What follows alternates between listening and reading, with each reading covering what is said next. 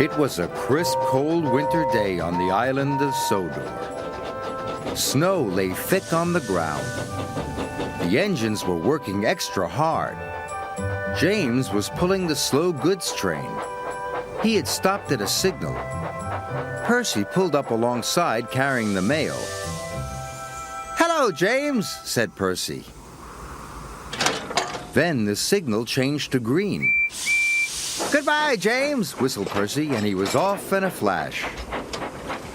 "I was here first," grumbled James. "Why do I have to wait?" "The mail train is more important than slow goods," said his driver. Later, when James stopped for water, Thomas was already in front of him. "I have to go first," said Thomas excitedly. "I am a guaranteed connection." "Everyone has a more important job than me," grumbled James. "Nonsense," said Thomas. "Everyone knows you're a really useful engine." But James wanted to be an important engine, too. Later that day, Sir Topham Hatt came to see James. "You must take coal to all the stations on the island," he boomed. "If the fires in the waiting room go out, the passengers will get cold and complain." "It is a very important job," he added. "You can rely on me, sir," said James proudly. Sir Topham Hatt left. James was excited. "An important job," he said happily. "Phew," sniffed Gordon. "It's only a load of coal after all." "Nonsense," snorted James. "I am going to keep the passengers warm. What could be more important than that?" And he wheeshed over to the water tower.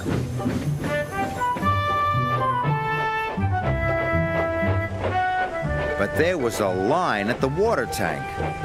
"Come on," he steamed impatiently. "I have an important job to do." "Wait your turn, bossy boiler," said Thomas.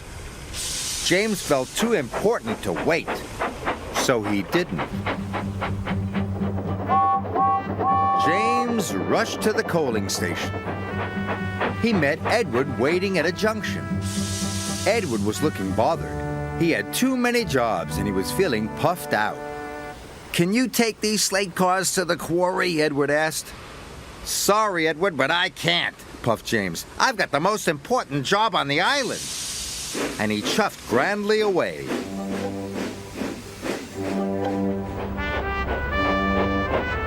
James arrived at the coaling station.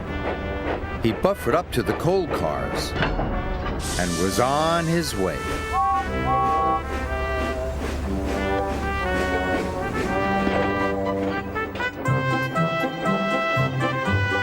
James was looking forward to delivering his coal. "Now I'm useful and important," he chuffed happily. Then there was trouble. James puffed harder and harder. He went faster and faster. And then he began to feel hotter and hotter. "I don't feel well," wailed James. And he had to stop. "Your water tanks have run dry," his driver told him. "We'll have to wait for help." Just then, Edward pulled up beside James. "Please push me to the water tank," pleaded James. "I'm sorry," Edward puffed sadly. "You wouldn't take my freight cars to the quarry, and now I'm running late with my passenger train." And Edward steamed away.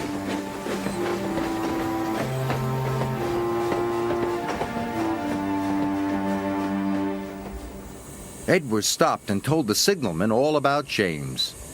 The signalman telephoned for help, and soon Salty was on his way. He pulled up alongside James. "Why didn't you fill up with water this morning, matey?" James told him about the line at the water tank. "I've heard you were too busy to help Edward, too," said Salty. "I was in a hurry," protested James. "Mine is the most important job on the island." "No job is more important than helping another engine," said Salty firmly.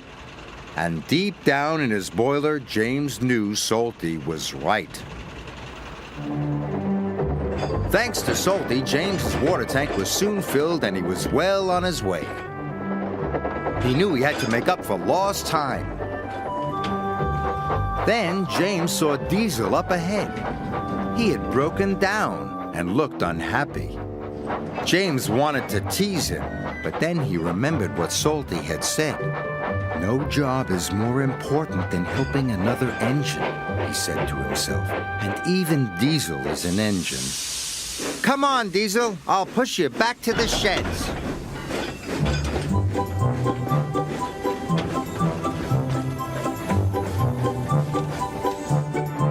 Pushing Diesel and pulling freight cars was hard work. At last, James got Diesel to the repair yard, but he still had to deliver his coal.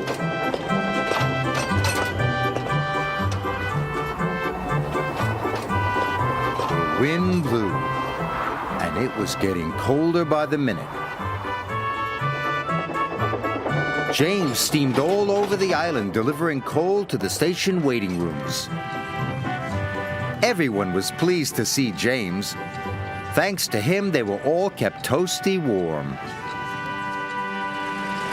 The next morning, Sir Topham Hatt came to see James. He knew all about him running out of water and his not helping with Edward's trucks.